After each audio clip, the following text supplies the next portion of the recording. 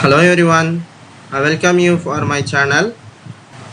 Now we started analog electronic subject tutorial series. In this series of video, we are going to discuss what is analog electronics, what are the semiconductor device, and how the N-type and P-type semiconductors are formed. Everything we are going to discuss. And now onwards, we can put one by one video for various analog electronic concepts and what are the components we have in analog electronics that are we going to discuss in upcoming videos. So first of all, we're going to discuss basic introduction about analog electronics and what is semiconductor. That is we going to discuss first of all in first video. In that we're going to discuss what is semiconductor and how the semiconductor will be formed from starting on from scratch onwards, how the semiconductor will be formed, and the semiconductor, from the semiconductor, how the N-type semiconductor and P-type semiconductor is formed, and from that N-type semiconductor and P-type semiconductor, how the diode and BJT, MOSFETs, IGBT, GTO, everything will be formed. That will be discussed one by one lecture. Now this is the first lecture in this series of video. I welcome you for in this lecture of videos. So now we're going to go for first topic in this lecture. Now we're going to see about the introduction about semiconductor. So main objective of this to familiarize the analog electronic subject. So familiarize the analog electronic subject and basic structure of atom and discuss the properties of insulator, conductor, semiconductors, and discussing covalent bonding and discussing about conductions of semiconductor and what they discuss about N-type semiconductor, P-type semiconductor, and discussing about BJT, MOSFET, IGBT, GTO, everything we're going to discuss, and we're going to see about discussing about biasing of diode, BJT, MOSFET, IGBT, GTO, and op-amp. Op-amp means operation amplifier, is one of the main component in analog electronics. Now we're going to see first of all what is electronics, why we can use electronics. First of all, we see that electronics is easy to move and control. Electronics is easily you can move the one place to another and easily control the electrons. That's why we can use electronics. That way it's a real physical stuff. Okay, we can make any movement with electronics. Electronics we can move anywhere, and that means electronics will be based on the atom consists of one nucleus and surrounding we have electrons. That is, the nucleus consists of proton, neutron, and electrons consist of outermost element. The atom main component of electron is atom. From the atom only we can make semiconductor. From semiconductor we make N-type semiconductor, P-type semiconductor. From that N-type, P-type semiconductor we can make a diode, BJT, MOSFET, everything we can make. Atom this electrons, and the next one is mainly electronics is information, not things. Now this is the main phone, fax, internets, everything based on the electronics. So the electronics is very important for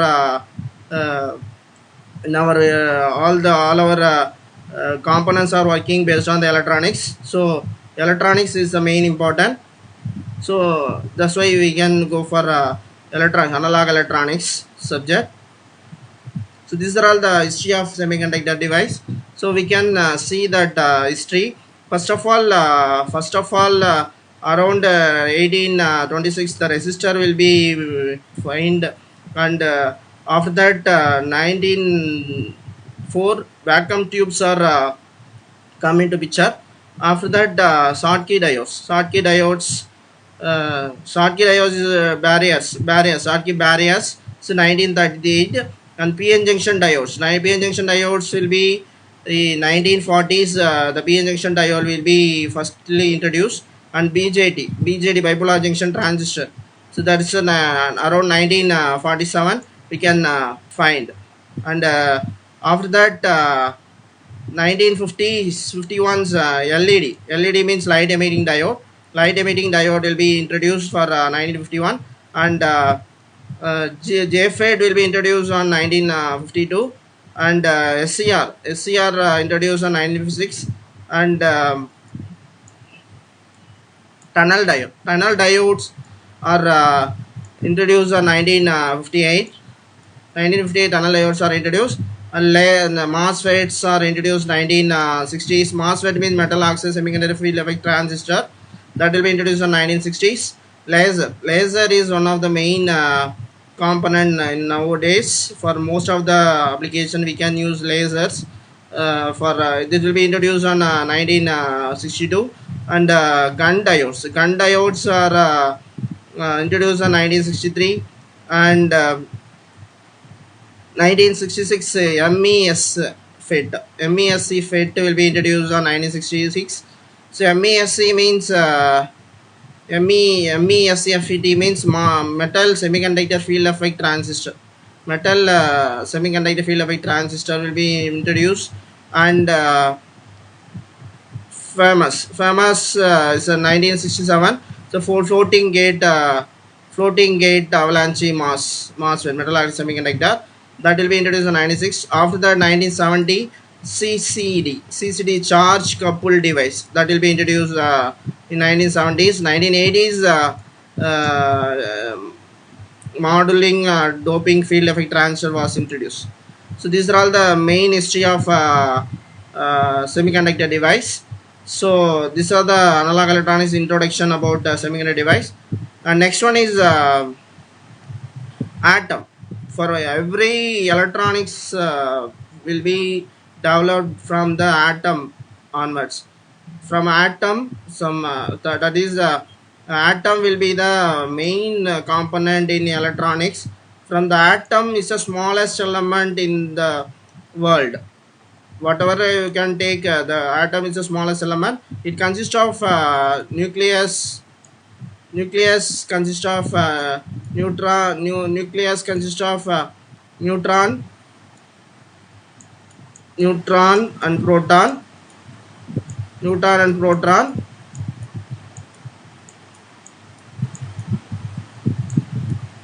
and surrounding that we have electrons will be in this surrounding that we have electrons. This is the main element in electronics. After that from the atom we form a semiconductor. We have two types of semiconductor. It's the number of atoms combined, it form a semiconductor. So semiconductor consists of more than one atoms. So this is one atom. This is atom. So more than one atom consists of semiconductor. From semiconductor we can form the semiconductor devices. BJT, the diodes,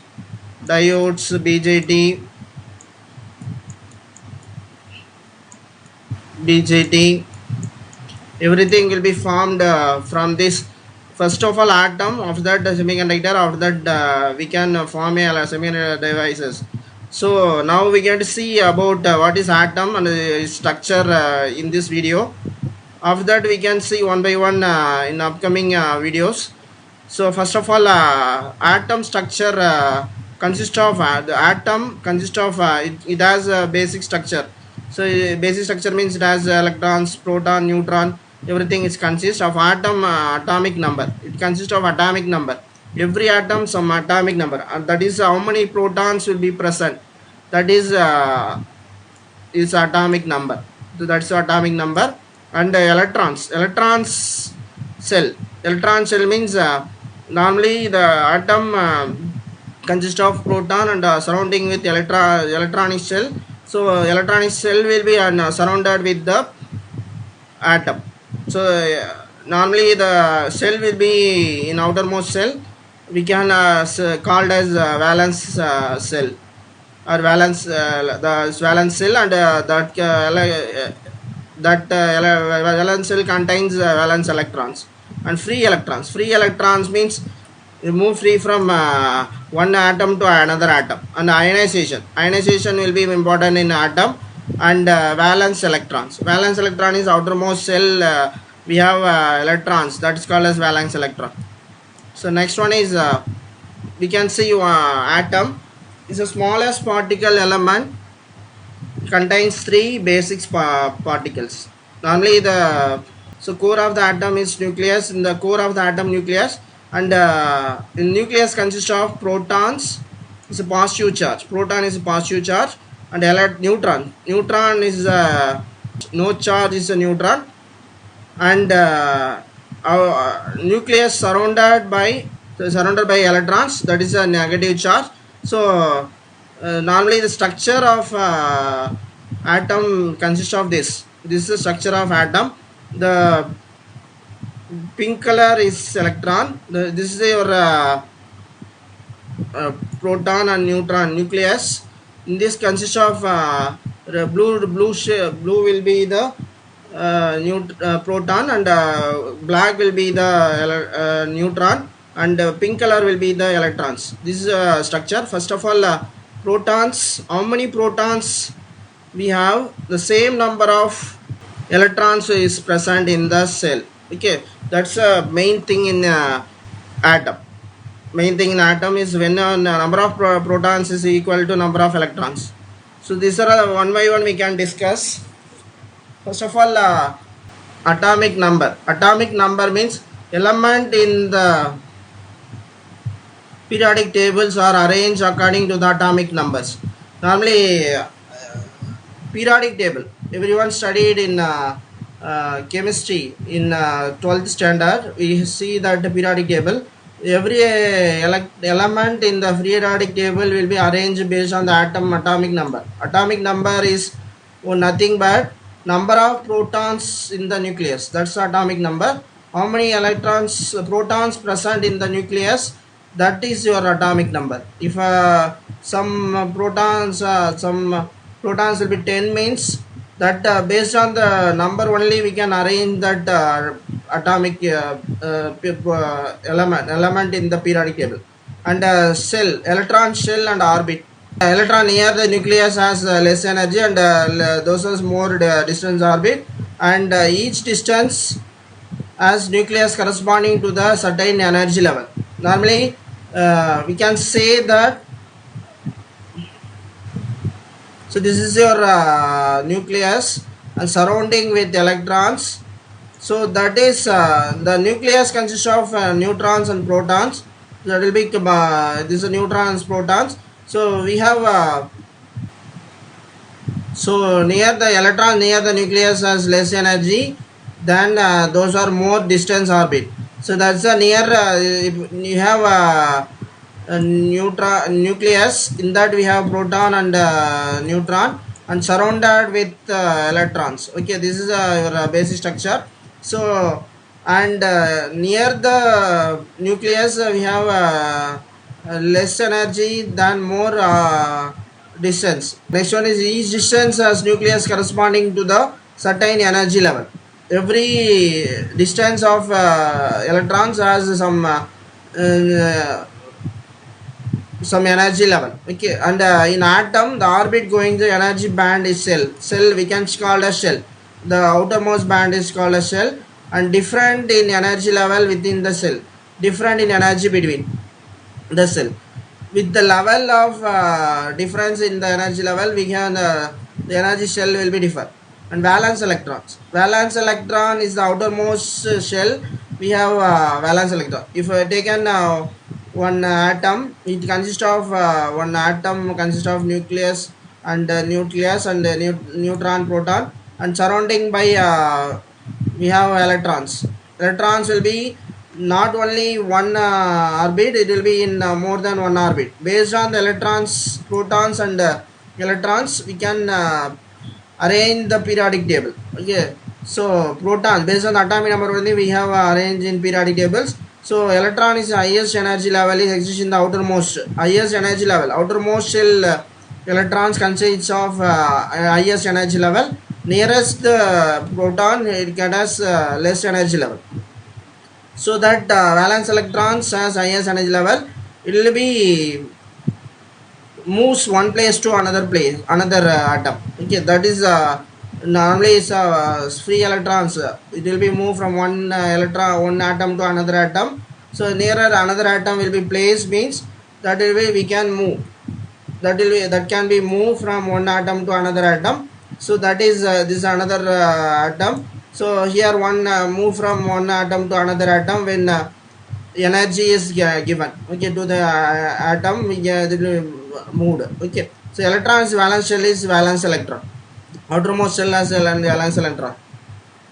And ionization, when the atom absorb energy, heat source. When ionization means atom will be energy absorber, losing of valence electrons from the ionization. Ionization means when electrons moves from one atom to another atom, when ionization is happen, that's escape electrons from free electron. One atom to another atom escaping, that is your free electron. So this is your ionization process. Okay, that is this is our atom. We consist of neutron, proton, which consists of electron. This is your atom structure. So another atom same structure it also has. So here this electrons will be moves from this atom to this atom. This atom is called free electron. So this is your free electron. This is called as ionization. Okay. So when atom is given energy or heat source, that electrons will move from one atom to atom. This is called as ionization. And number of electrons in the each cell. Normally, the electrons will be calculated based on the proton. How many protons will be present, based on that number of electrons will be present. So that shell will be the nearest shell contains 2 electrons. Normally that will be calculated by using maximum number of electrons is Ne. So each cell is calculated using formula Ne equal to 2n square. So here n is number of cell. So here first cell means we can put n equal to 1. So first cell equal to n equal to 1, 2 into 1 square. So we getting 2 electrons. In nearest cell we getting 2 electrons. In second cell we getting 2 into 2, n equal to 2. That is why we getting 2 into 2 square, we getting 8 electrons. Second cell we getting 8 electrons. So similarly we getting based on the shell electrons, based on the shell position. Okay, so when nearest cell contains nucleus nearest cell contains 2 electrons, after that away from that more than 1 electrons. The valence electrons is valence shell contains if we taken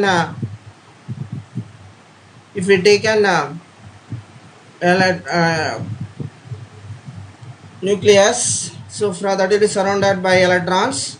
So nucleus, if silicon we taken means that is 14 proton and 14 electrons. So silicon has 2, 8, 4. This is your electrons in the each cell. First cell contains 2 electrons, second cell contains 8 electrons, there's a last cell contains 4 electrons. That is this is your valence cell.